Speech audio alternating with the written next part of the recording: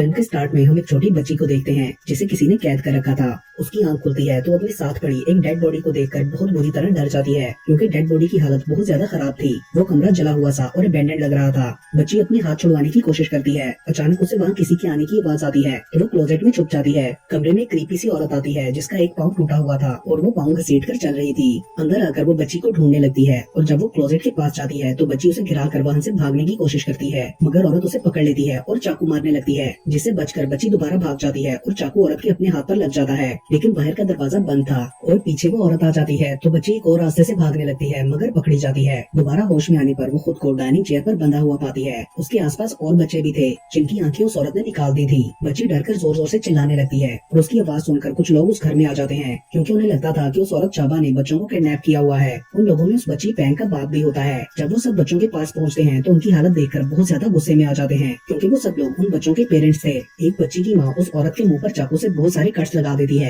और वो सब उसे मारने लगते हैं। पैंग का बाप उसकी हालत देखकर बहुत ज्यादा शॉक रह जाता है, क्योंकि उस औरत ने उसकी आंखें निकाल दी थी। वो गुस्से में उस औरत को फांसी पर लटका देता है। और तब हम देखते हैं कि ये सब सिर्फ एक मूवी में हो रहा था जो कि स्क्रीन पर चल रही थी। कुछ क्रू मेंबर्स उस फिल्म का प्रीमियर देख रहे थे। उनमें से एक लड़की हॉल से बाहर किसी लड़के टो के पास जाती है जो कि उस मूवी का डायरेक्टर था। वो उससे पूछती है कि तुम अपनी ही बनाई हुई मूवी क्यों नहीं देख रहे। तो वो कहता है कि मैं ये एक बार देख चुका हूँ और वो चाबा की फांसी वाला सीन भी चेंज करना चाहता हूँ। दूसरी तरफ मूवी में आगे बच्ची पैंग नींद से डरकर उठ जाती है। उसे लगता है कि चाबा आ रही है। उसका बाप उसे तसल्ली देता है कि ये सिर्फ तुम्हारा ख्वाब है। अचानक पीछे से दरवाजा खुलता है और चाबा की स्पिरिट अंदर आ जाती है जो उसे नजर नहीं आ रही थी। उधर उस क्रू मेंबर को भी हॉल में किसी के होने का एहसास होता है और वो देखने के लिए एक खाली हॉल में जाती है जहाँ स्क्रीन पर वही मूवी चल रही थी। अचानक उसे स्क्रीन पर चाबा लटकी हुई दिखाई देती है जो उसके पीछे रियल में भी नजर आ रही थी और फिर हमें उस लड़की की चीखों की आवाज सुनाई देती है। अगले सीन में हम सिनेमा में काम करने वाले एक लड़के शैन को देखते हैं। उसका को वर्कर वहाँ आकर उससे पूछता है कि तुम्हें इस अपकमिंग मूवी की रील कहाँ से मिली, क्योंकि इसकी स्क्रीनिंग सिर्फ कुछ लोगों के पास थी।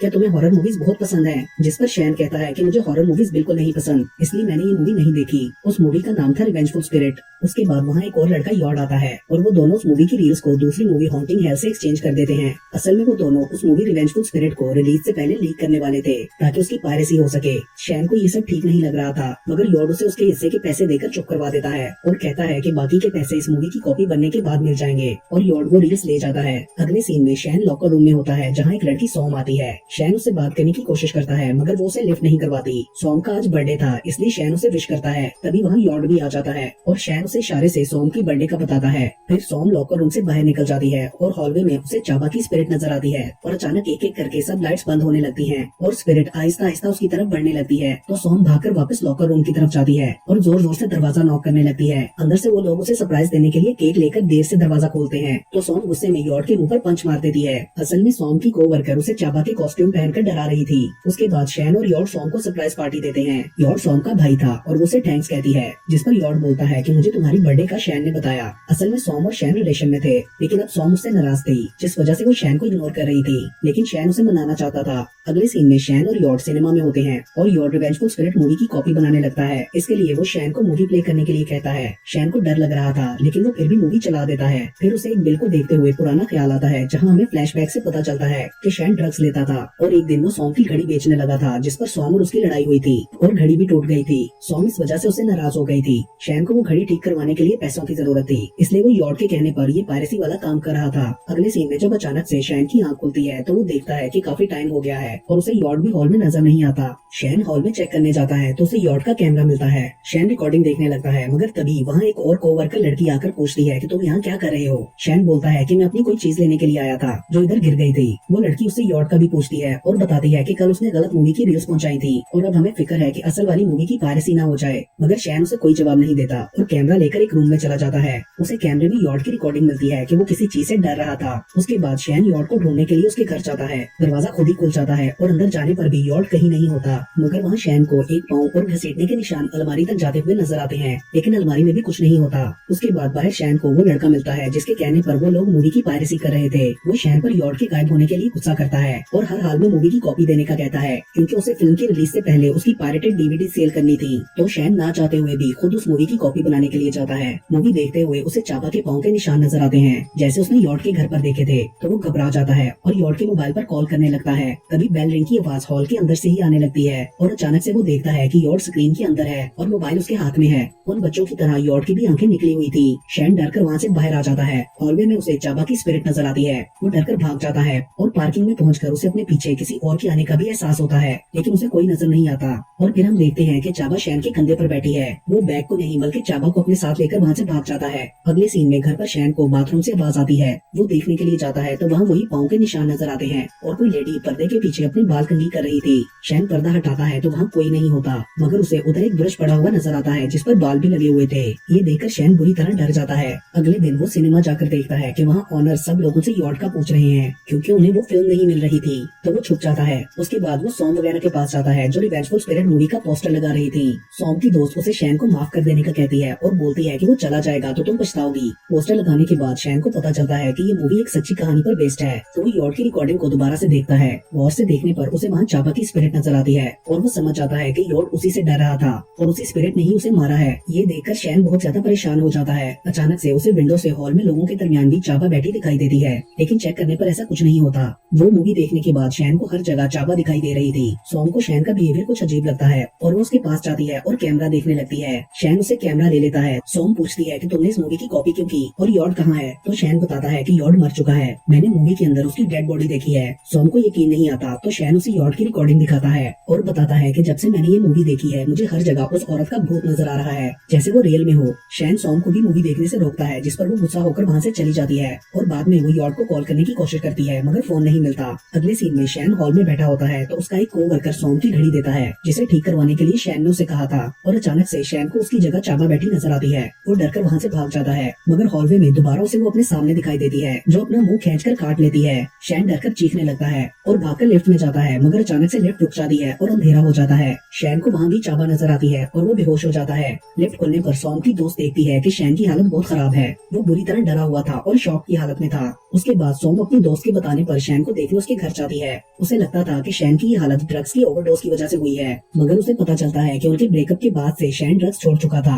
उसके बाद वो शैन के पास उसके घर पर ही रुकती है और शैन की बताई हुई बातों को सोचते हुए इंटरनेट पर रिवेंजफुल स्पिरिट मूवी और चाबा के बारे में सर्च करती है। तो उसे पता चलता है कि इसके प्रोडक्शन क्रू के साथ कुछ बहुत बुरा हुआ था। वो लोग किसी कर्ज में आ गए थे और ये रियल स्टोरी पर बेस्ड है। 30 साल पहले एक औरत चाबा ने कुछ बच्चों को किडनैप करके उनकी आंखें निकाल ली थी और वो घर भी अभी तक वही है जहाँ गाँव वालों ने उसे फांसी पर लटकाया था, लेकिन किसी को भी आज तक उसकी डेड बॉडी नहीं मिली। अचानक से शैन की डरावनी ख्वाब से आंख खुल जाती है। वो सॉम को अपने घर में देखकर बहुत खुश होता है। उसके बाद सॉम उसे बताती है कि उस मूवी और यॉर्ड के बारे में जो कुछ तुमने बताया था, पहले मुझे उस पर यकीन नहीं था, लेकिन मैंने इंटरनेट पर पढ़ा है और वो सब सच है। तुम्हारे साथ बिल्कुल उस मूवी की तरह हो रहा है। लेकिन मूवी का एंड क्या होता है? तो शैन बताता है कि मूवी के एंड में हीरोज घर में चाबा की बॉडी को ढूंढने और जलाने के लिए जाता है, लेकिन मर जाता है। जिस पर सॉम कहती है कि हम उस बॉडी को ढूंढने जाएंगे ताकि ये कर्ज खत्म हो सके।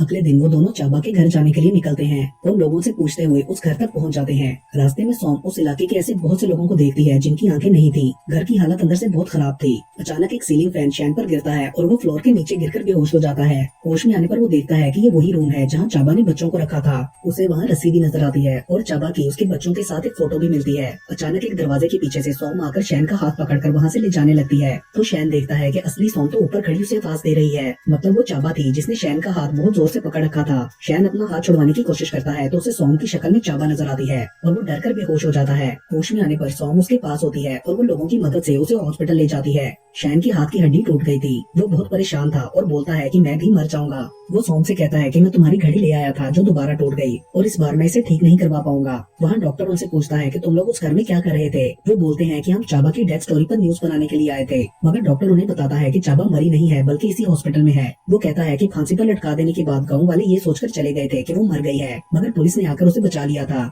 फिर वो दोनों हॉस्पिटल में चाबा को देखने जाते हैं। उसे देखकर वो दोनों परेशान हो जाते हैं कि अगर चाबा जिंदा है तो वो घोस्ट कौन है जो शैन को हॉन्ट कर रहा है। फिर एक जगह उस मूवी का पोस्टर देखकर शैन बताता है कि मुझे जो स्पिरिट नजर आती है उसकी शक्ल इस एक्ट्रेस जैसी है जिसने मूवी में चाबा का रोल किया था। उसके बाद वो दोनों उस फिल्म के प्रोडक्शन स्टूडियो जाते हैं जो एक हफ्ते से बंद पड़ा हुआ था। वो दोनों लॉक तोड़कर अंदर जाते हैं। वहाँ उन्हें एक रजिस्टर में सभी क्रू मेंबर्स की डिटेल्स मिलती है। सोम एक एक करके उन सबको कॉल करने लगती है। दूसरी तरफ शैन को कैमरा में लगी एक कैसेट मिलती है जो कि इस मूवी के प्रोडक्शन के बिहाइंड द सीन्स की रिकॉर्डिंग थी। उसे प्ले करने पर फांसी के सीन की रिकॉर्डिंग चलती है जिसमें डायरेक्टर एक्ट्रेस को डांटता है कि तुम एक्टिंग सही नहीं कर रही। उसमें वो लड़की भी थी जो स्टार्ट के सीन में मर गई थी। डांट पड़ने के बाद जब लास्ट टाइम उस सीन का रीटेक होता है तो स्लिंग टूट जाती है और एक्ट्रेस सच में फांसी लगने से मर जाती है। शैन समझ जाता है कि जो भी सीन को देखेगा वो मर जाएगा।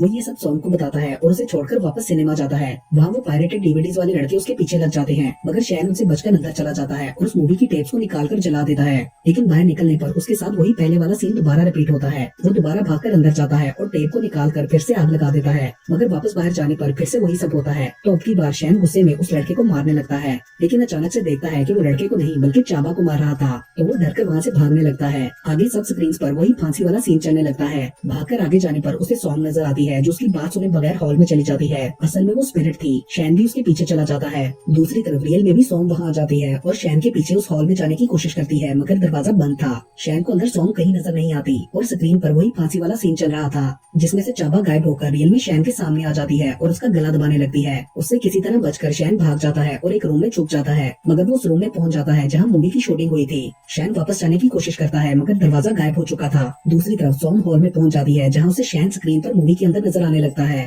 शैन को उस रूम में सब क्रू मेंबर्स मरे हुए मिलते हैं और फिर वो स्पिरिट शैन को भी उसी तरह आंखें निकालकर मार देती है, जिसे सॉन्ग स्क्रीन पर देखती है और बहुत ज्यादा रोने लगती है। एंड के सीन में हम देखते हैं कि मूवी रिलीज हो चुकी है और बहुत से लोग उसे देख रहे थे, मतलब अब वो सब लोग भी मर जाएंगे। फिर चाबा व्यूअर से पूछती है कि क्या आप सब लोग मुझे मरता हुआ देखना चाहते हो, और इसके साथ ही ये मूवी यहीं पर खत्म हो जाती है।